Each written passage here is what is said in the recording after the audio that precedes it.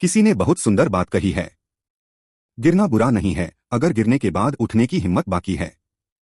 एक छोटे से गांव में एक लड़का रहता था, नाम था मोहित। मोहित बचपन से ही बहुत सपने देखने वाला था। वो कहता था, एक दिन मैं बड़ा आदमी बनूंगा, सबको मुझ पर गर्व होगा। लेकिन जैसे जैसे उम्र बढ़ी, जिम्मेदारियां बढ़ी, सपने धीरे धीरे पीछे छूटते गए। घर की हालत ठीक नहीं थी। पिता किसान थे, खेत में मेहनत करते थे, और मोहित दिन भर मोबाइल चलाता रहता। माँ कहती, बेटा थोड़ा मदद कर दो खेत में। वो कहता, माँ मैं कोई मजदूर नहीं, मैं कुछ बड़ा करूंगा। लेकिन करता कुछ नहीं था। एक दिन खेत में काम करते हुए उसके पिता गिर पड़े।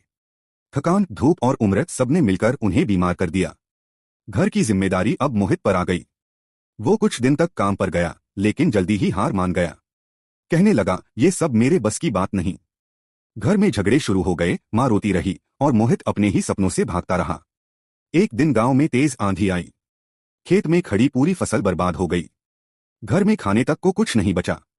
मोहित ने पहली बार पिता को टूटते हुए देखा। वो जो हमेशा मजबूत थे, आज आंखों में आंसू लिए बैठे थे। मोहित के भीतर कुछ बदल गया। वो बोला, अब और नहीं, अब मैं मेहनत करूंगा, अब मैं भागूंगा नहीं। अगली सुबह वह खेत में गया। धूप तेज थी, हाथों में छाले पड़ गए, पर इस बार वह नहीं रुका। दिन रात काम करता रहा, मिट्टी में, धूप में, बारिश में, बिना शिकायत के।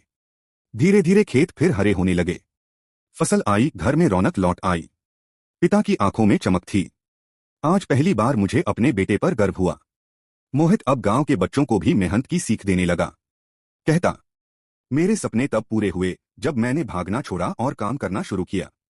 जिंदगी किसी के लिए आसान नहीं होती, लेकिन जो गिरकर भी उठना सीख जाते हैं, वही वक्त को अपनी मुट्ठी में कर लेते हैं। कभी यह मत सोचो कि हालात तुम्हारे खिलाफ हैं।